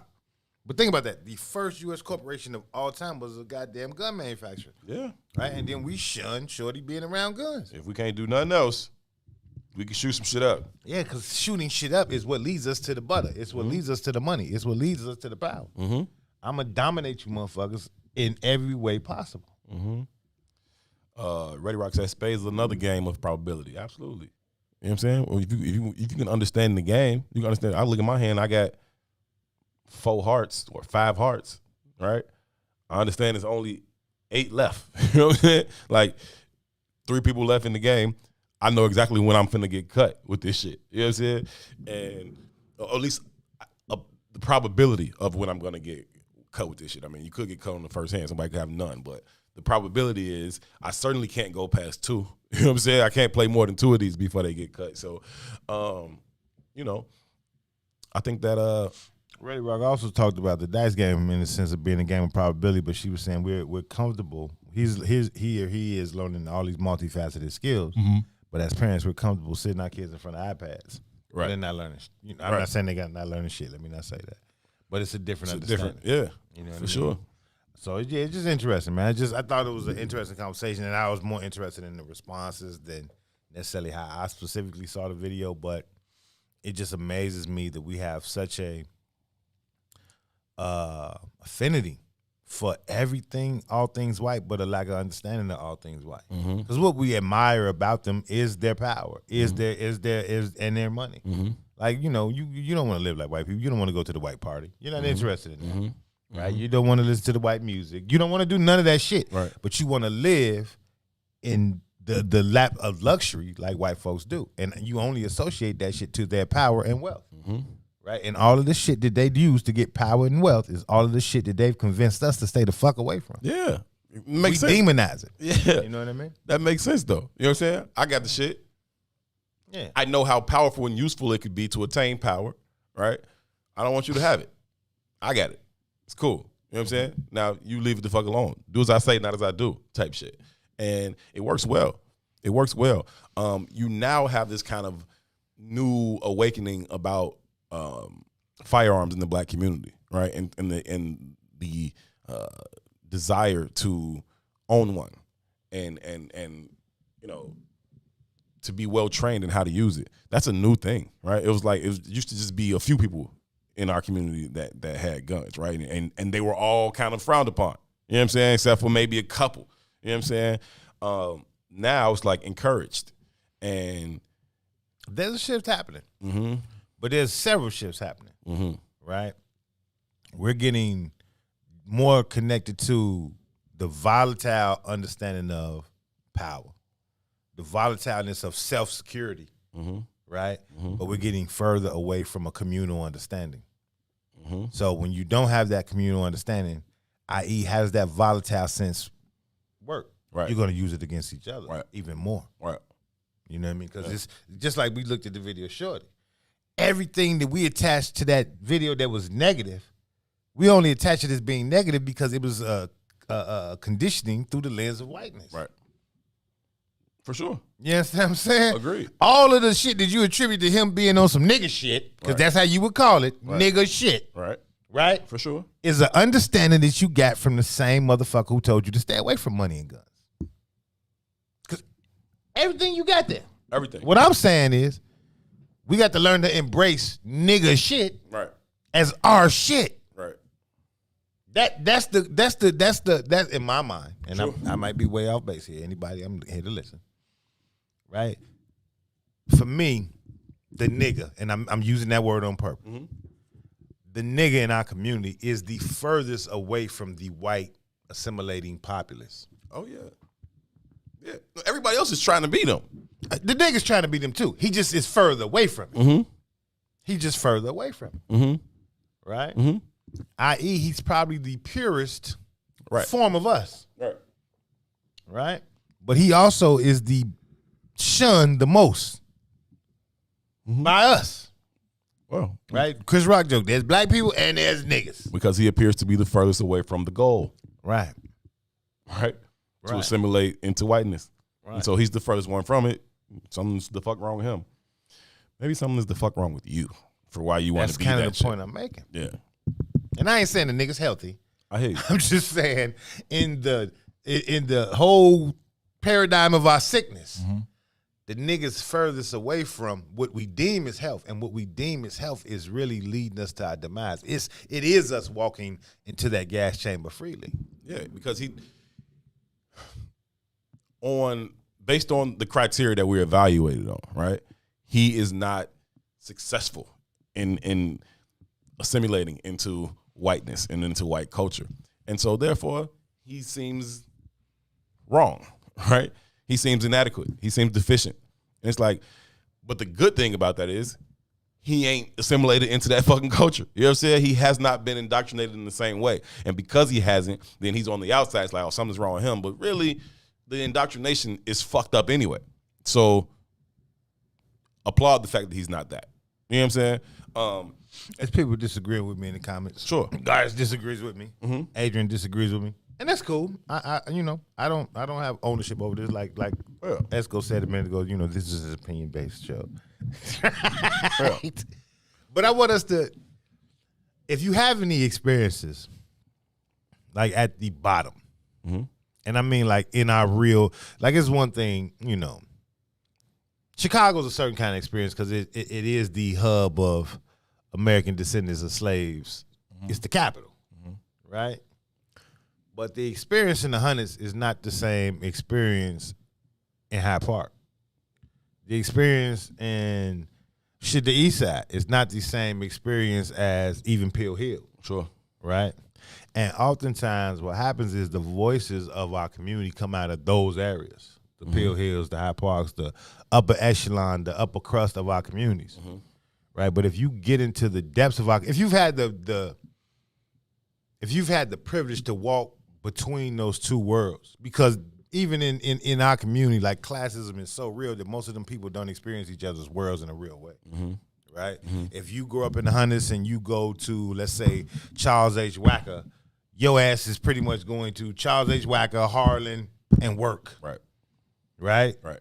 You go to Beasley, you're probably going to Whitney Young. Right? Those circles stay together all of their lives. Yeah. You know what I mean? This shit doesn't really, there's no real crossover. So even though we're all in this city and we're not having one experience, it's not true. No. Right? But the vast majority of us go to Charles H. Wackers or Gillespie's and Harlan's. Right. Not Beasley's and Whitney Young's. Right. You know, Right. Beasley's and Whitney Young's have a trajectory for you to go somewhere beyond Beasley and Whitney Young. Harlan doesn't. It's not even an expectation. It's not even an expectation. You know what I mean? No. So, and that's the vast majority of the experience, right? So there is those of us who, you know, what they call them in that movie, day walkers. You can walk amongst all them people. I just so happen to be one of those people who had the opportunity to walk amongst all those people. Lived on 95th Street, went to school at Beasley. Fucked that up. Went from Beasley to Dunbar. Right. That don't never happen, B. Yeah. Yeah. I might be one of 10 students in the history of Beasley that graduated Beasley and went to Dunbar. Yeah. It also works in reverse, right? I think I may be one of 10 people that went to Bryn Mawr on St. 3rd and Jeffrey and Whitney Young. Whitney Young. That shit don't happen. We left from Bryn Mawr on St. 3rd and Jeffrey and went to South Shore on 75th and Jeffrey before South Shore became this international whatever type of thing. Back when it was just the hood school in South Shore, right? That's how the shit goes. You went there. And if you were above average, maybe you went to Simeon, right? But from Bryn Mawr to Whitney Young, that wasn't a real thing. It's like me, my brother, this girl named Kiana Jones, and that's about it. You know what I'm saying? It just wasn't a real thing. But I say that to say, my introduction at Beasley, coming from a neighborhood school, my first thought, and I'm a very young kid, I was like, hate these people. Fuck these people. For real. No, me too. These some bougie, uppity, think they some different kind of Negroes. That was definitely my experience with Whitney Young. You know what I'm saying? They disgust me. Right? Because the relationships I was having in my other schools or my other communities were more authentic to me. You know what I mean? Life happens, I go to Dunbar, meet some different kind of people. Life happens, I end up going to college. Life happens, I grow up older. I reconnect back to the Beasley Whitney Young circle. Because now, professionally, they all in my circle. You know what I mean? Yeah. I'm back because I'm in the professional world. So we reconnect. Gillespie ain't in the professional world. Right? They're doing service jobs. They're doing labor jobs. Or they doing street shit. Right. They're not in any professional arenas. They wearing uniforms. They're not wearing suits and ties. Yeah. And those worlds uniforms never too. fucking cross. Yeah. I wonder how many Beasley B's are like in prison.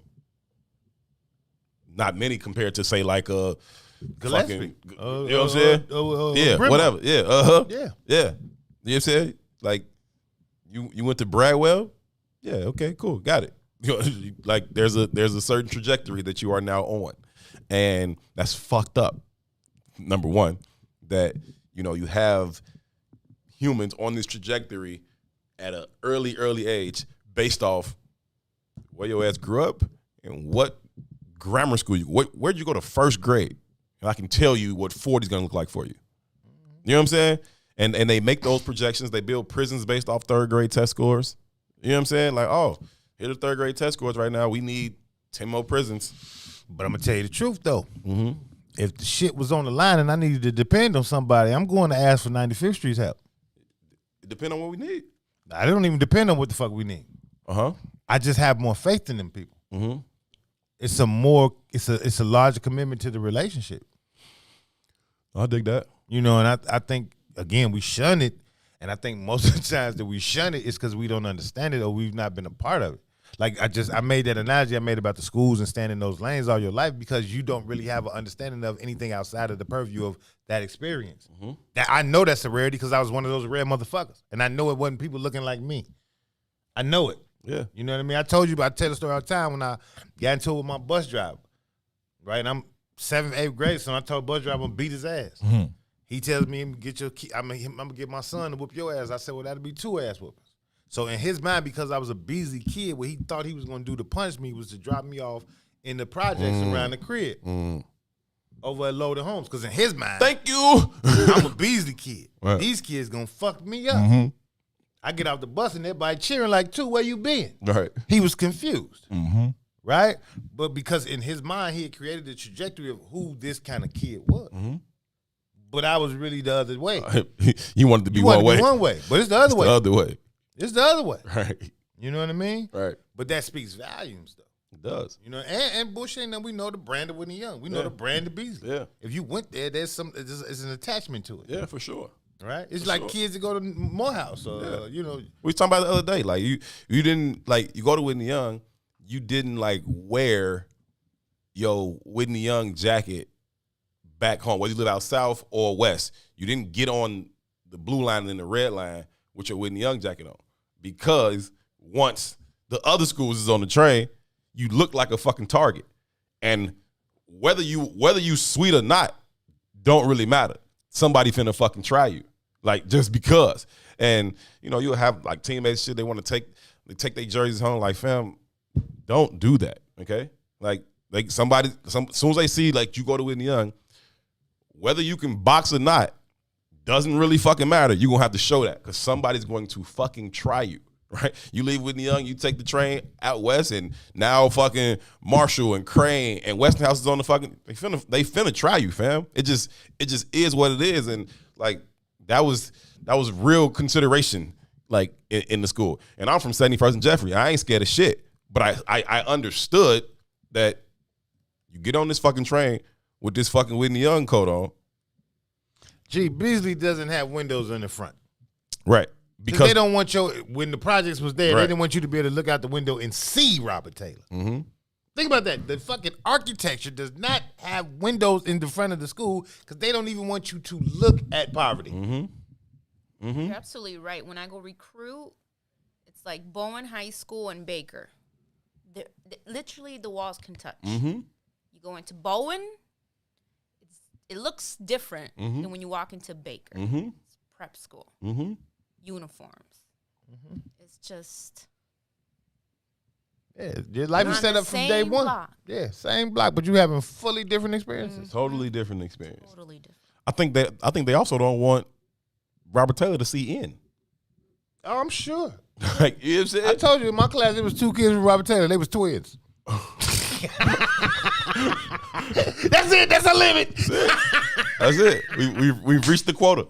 We've reached quota. Okay, we have reached the quota. Oh shit! And they still made their ass bus. Yeah. Like, you still gotta go on a bus. Don't cross the street. We don't want nobody to see that. We gonna pick you up right here. Right. Turn the corner. You turn.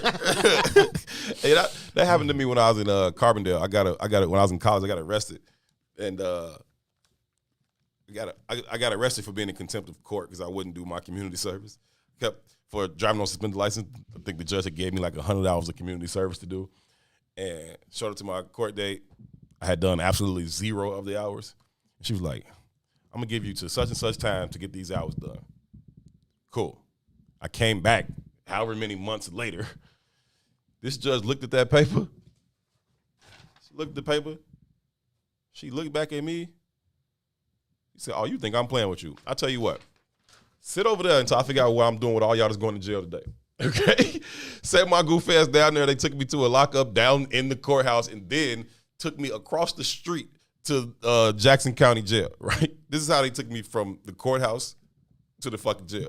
Motherfucker walks me out the building down the stairs in handcuffs, puts me in the backseat of this fucking squad car, turns the car on, does a fucking U-turn to the other side of the street, parks, pulls me out of the car and walks me into the jail. I'm like, we couldn't just cross the street. He said protocol was we must transport all detainees by vehicle.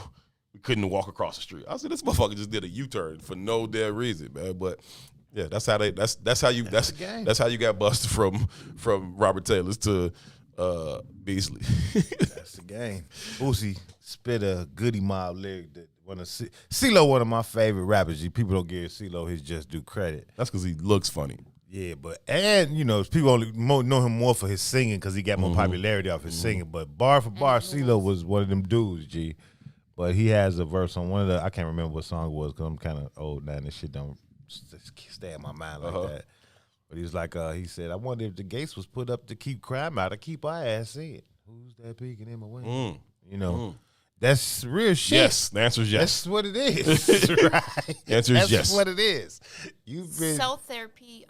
Cell therapy. That's right. Yeah. That was cell therapy. Right? Look at Sko, the musical. I'm so happy to see encyclopedia. Sko. Mays would have had no clue who CeeLo even was. On the streets of Bolingbrook. On the streets of Bolingbrook. Sko, have you heard him play that stupid ass song? No. Good. Don't ask me to play it ever. I'm missing out. No, you're not. He mentioned it this morning, and I'm like, y'all got streets, but I meant to say sidewalks, so I was so tired. Stop him right now. Trash. Absolute trash.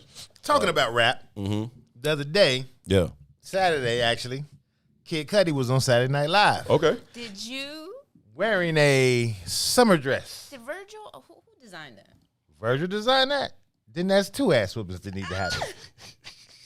Kid Cudi and Virgil need their ass whooped. He said it was an ode to Kurt Cobain. I think that's what he said. Okay. Yeah, he needs his ass whooped. First of all, that's suicide for sure. Yep, it sure was. Right. Kid Cudi has kind of not been around for, I don't know, since Kanye stole his swag. Or he got what he wanted and everybody's talking about it. But that's kind of my point, right? Because he's not of relevance, right? I would have to believe, too, Saturday Night Live would almost have to know that he was kind of trying to pull this kind of a caper, right? Trying to get this kind of attention because why is he relevant enough to be on Saturday Night Live? Right. But who's going to say, hey, are you really wearing a dress? That's why they put when him Harry on. Styles. I think that's why they put him on, though. Because they know, just like we know, everybody's going to talk about Kid Cudi wearing a dress, and here we are for Kurt Cobain, and here we are. Because musically, what the fuck is Cudi done? Right, he's irrelevant. Who's talking about Cudi? But people do wild shit to become relevant again or stay relevant, whatever. They like if it's not for their actual art form, they do something else to get attention. They do something else to be like, Boosie, I'm so sorry. Boosie is disappointed that we are back on 2 hours. She's like, what the hell am I supposed to do? Oh, well. Watch the broadcast of the Miss Jackson show. Right. You can watch Maze again. You know what I'm saying? Cherie says Cobain rocked sundresses and Cudi got him tattooed. Also, Cudi tried to commit suicide. This is his comeback. Oh, it's a suicide tour. Oh, okay. I don't know what's going on, man. Okay. Suicide is definitely on the rise. Was known to wear dresses. Mm-hmm. Kurt Cobain was? No, Kid Cudi. Oh. It wouldn't be a big deal. But. Yeah, I don't. Yeah, why you want to be known for wearing dresses? Like, I just feel like we're not in the position as black men to move in this way. Look, I get it. It's comfortable. I wouldn't know. Way too early for the Husky boys. Okay, Wade Brown, I hear you. You have to stop that shit. The Huskies, man. It's hilarious, man. This is why I don't respect anyone dragging teenagers. Grown folks doing the most for attention. Yeah, exactly. Everybody's seeking the attention, right? And so if grown folks is doing it and they putting on antics and all that for the same thing, then how, you know what I'm saying? How you gonna be mad at the shorties when they doing the same thing for attention? Especially dealing with this, social media era where, people will do anything for, notoriety or internet fame. It's ridiculous, right? It's all of that shit is just, it's dumbing down. I don't like people will do anything for that.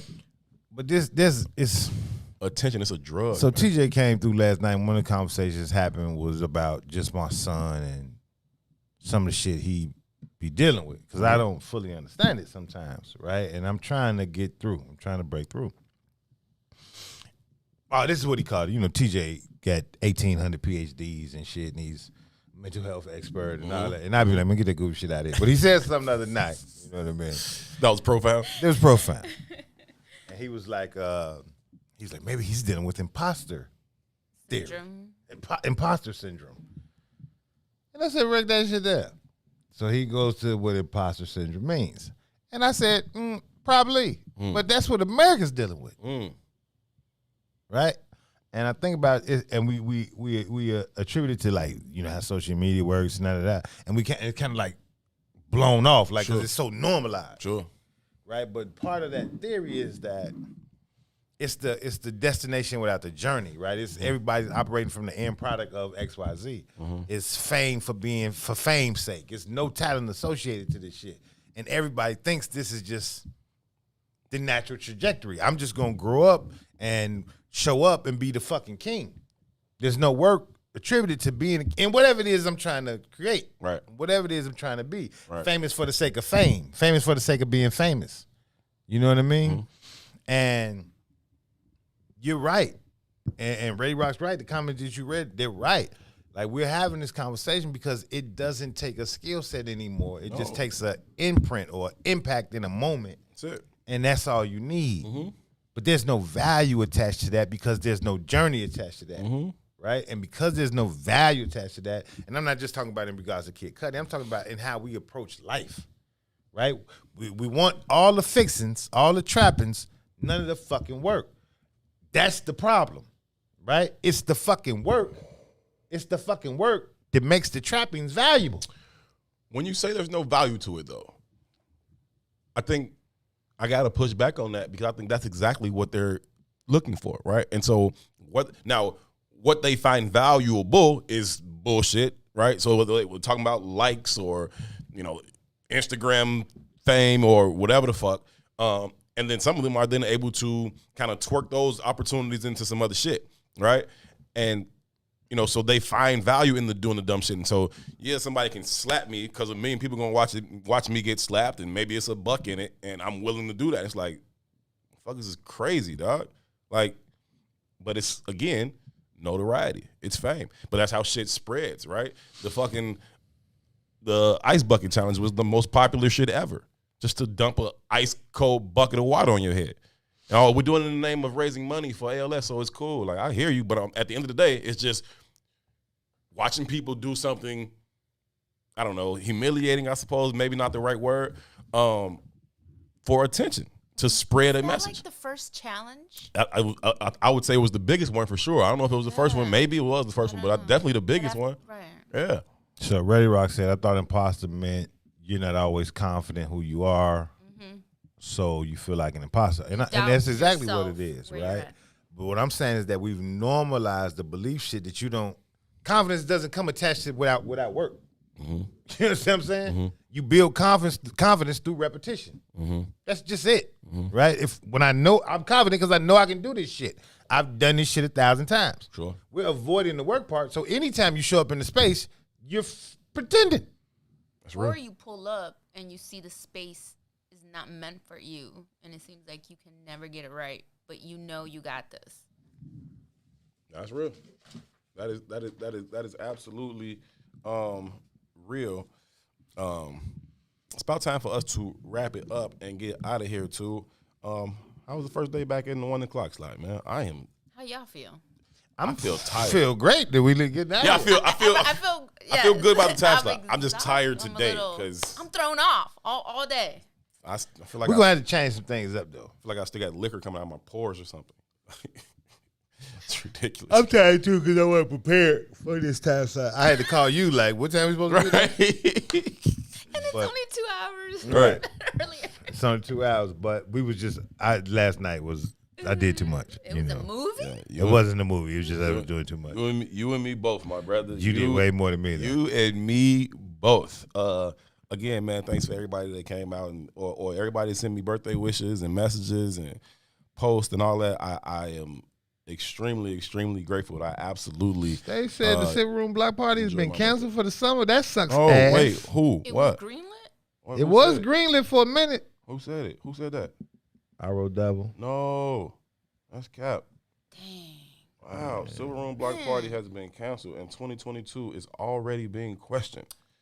Then they better not have Lala or none of that other white shit either. Like, you know what I'm saying? If you're gonna cancel our shit, cancel y'all shit too. You know what I'm saying? Don't, like, I don't want to go up north and see all the motherfucking beer festivals and all that shit going on either. Oh, dang, Rib Fest. Yeah, like, I don't want to see none of that shit. If we can't have Silver Room, I don't want to see none of that shit either, man. That's terrible. No German Fest. Nah, I don't want to see no German Fest, the Irish Fest. I don't want to see none of that. But but they did cancel. They didn't do no St. Patrick's Parade though, right? I don't know. Yeah, I don't think they did that. 2 hours of Izwiz ass fell. Hey, man. Should we stay on until like 3:02? No. So that people logging on. Like, hey, Oh, just stay on. Right. So they log on. Because somebody's logging on. Think we finna say, hey, welcome. I'm like, peace. Look at Tamiko. Hey, yeah. Nico. Yeah. She said, y'all on early. Right. See, I told you. You late. You late. You late. I think Tiger had messaged me like, yo, I don't know what her and Miko was doing so late last night. But they was like, yo, we heard this after party. Can we come? I didn't see that today. I'm like, till today. I'm like, yeah, y'all should have just called me and came. Like, we was over there clowning. But either way, we got to get up out of here, man. Thank y'all so very, very much for tuning in. Oh, shout out to my homegirl Erica Ford Oliver for this dope hoodie that she gave me yesterday. Yeah, we're checking it out, man. Lily, It's fresh. yeah, Lily Pad Cold Treats. That's her what it brand? is. Yeah. Hey, Erica, let me tell you something, man. You full of shit, right? E4O. Yeah, Erica, you full of shit. Because you said that I was your co-host, and I need a Lily Pad hoodie, too. So since we co-hosting shit, run that. I need that. Can I get an Izwiz hoodie first? Yeah, we can get all that popping, Skull. We can get all of that popping. Wide, medium. Y'all make sure y'all get up early. What is he talking about? Y'all make sure y'all get up early tomorrow for the Mace Jackson Show. 6 a.m. Stick around for the Book of Dawn, and then Muwakil's World before the Green Side of Things, and then the rebroadcast of the Mace Jackson Show. That is tomorrow. Mace Jackson Show, Book of Dawn, Muwakil's World, Green Side of Things, rebroadcast of the Mace Jackson Show. For the absolute best, she's back. Sonia Escobar for Toussaint Werner. My name is Herb Howard. Y'all be good to each other. Peace. Blessings on blessings. WIFTV PM.